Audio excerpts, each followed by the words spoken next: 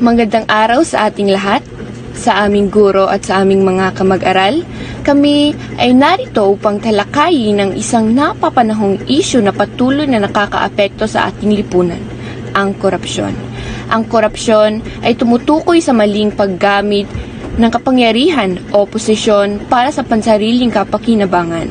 Maaari itong makita sa iba't ibang anyo tulad ng panunuhol, pandaraya at pang-abuso sa pondo ng bayan. Sa seminar na ito, layunin naming ipaliwanag kung ano ang korupsyon, ano ang mga sanhi at epekto nito, at paano tayo makakatulong sa paglaban dito bilang mga mamamayan. Sa kasalukuyan, ang korupsyon ay nanatiling isa sa pinakamalaking suliranin sa bansa. Nakikita ito sa mga balita ngayon, na kung saan may mga opisyal na sangkot sa maling paggamit ng pondo, pag-overprice ng mga proyekto at hindi patas sa pagpapatupad ng batas. Kaya dahil dito, naapektuhan ang serbisyong dapat ay para sa mamayan, tulad na lamang ng edukasyon, kalusugan at infrastruktura. Nagkahalip na mapunta ito sa tamang proyekto at pupunta ang pondo sa bansa ng ilang opisyal ng gobyerno. Mga sanhi ng korupsyon, maraming dahilan kung bakit nagkakaroon ng korupsyon. Una, ang kasikaman o greed, kung saan inuuna ng isang tao ang pansariling interes kaysa sa kapakanan ng nakararami. Ikalawa, ang kakulangan sa transparency at accountability sa pamahalaan.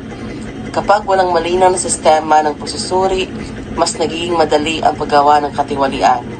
At ang ikatatlo, ang kawalang disiplina at pagpapahalaga sa etika kapag nawawala ang moral na gabay at naging normal ang maling gawain.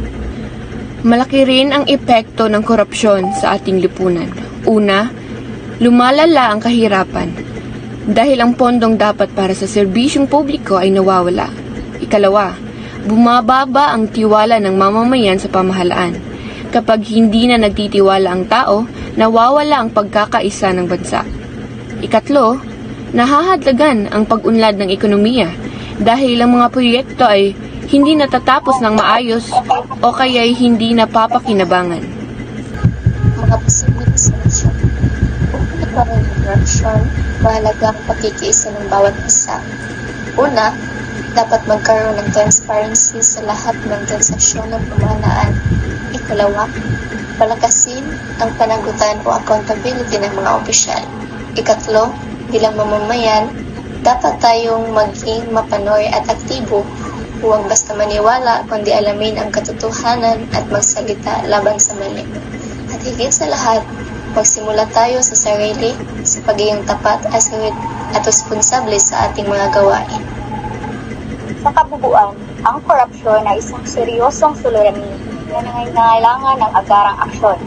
Hindi lang ito responsibilidad ng pamahalaan, kundi ng bawat mamamayan.